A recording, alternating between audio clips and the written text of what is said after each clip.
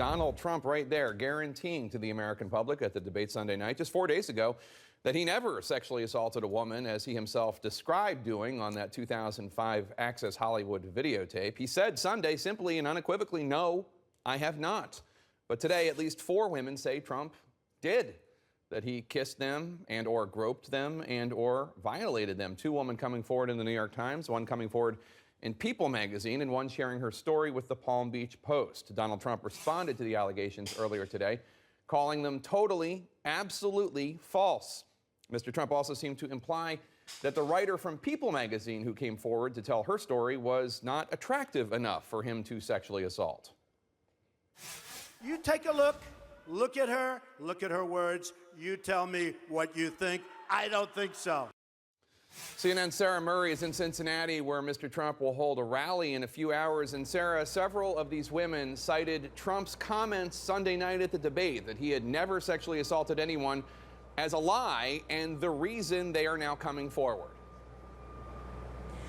Jake, you're absolutely right. These women said they were outraged to see Donald Trump insist he was all talk and that he had never actually engaged in these actions. And today, Donald Trump responded with some outrage of his own and really what was a stunning and incredible political moment. He spent most of his first event today not only denying those accusations, but trying to undermine his accusers. These vicious claims about me of inappropriate conduct with women are totally and absolutely false.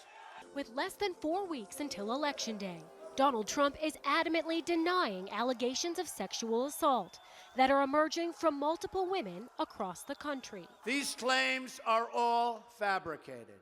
They're pure fiction and they're outright lies.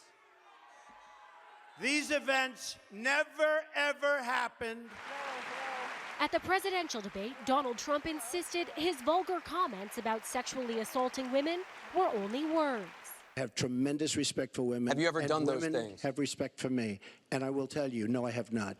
But now women are stepping out to allege that Trump did in fact do the very things he boasted about. One woman telling the New York Times Trump groped her on a plane more than 3 decades ago. He was like an octopus. It was like he had 6 arms. He was all over the place. While another alleges that she introduced herself to Trump in 2005, and he suddenly started kissing her on the cheeks and on the mouth.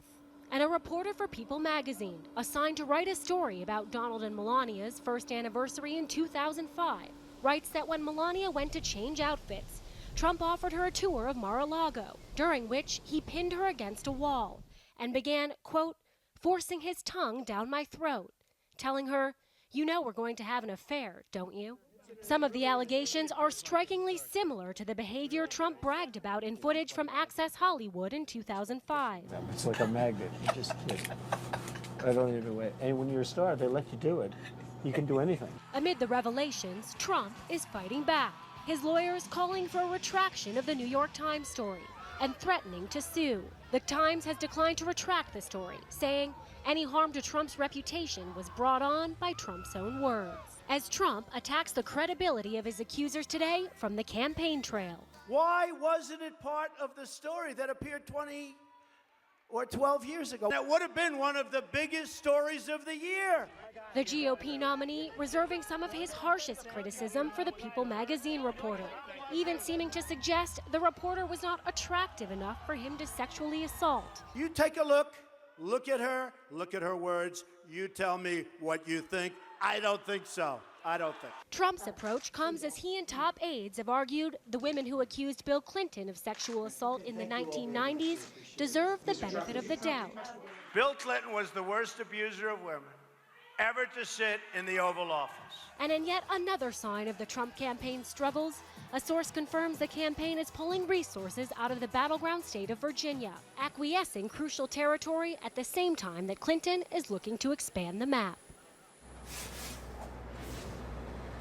Now, Donald Trump's claim that he would never assault someone because they weren't attractive enough has already drawn the outrage of advocates for victims of sexual assault who say that that's not only ignorant, but it's also offensive. As for the Trump campaign, they are shifting into full-on war mode. And despite all of these allegations, they still plan to use Bill Clinton's accusers against not only Bill, but Hillary Clinton. Jake? All right, Sarah Murray, thank you so much.